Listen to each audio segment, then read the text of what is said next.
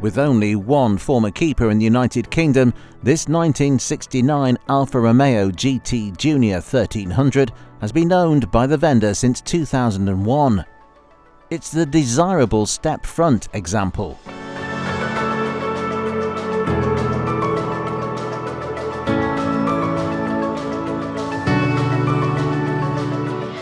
The car has recently completed bodywork restoration and a mechanical refresh.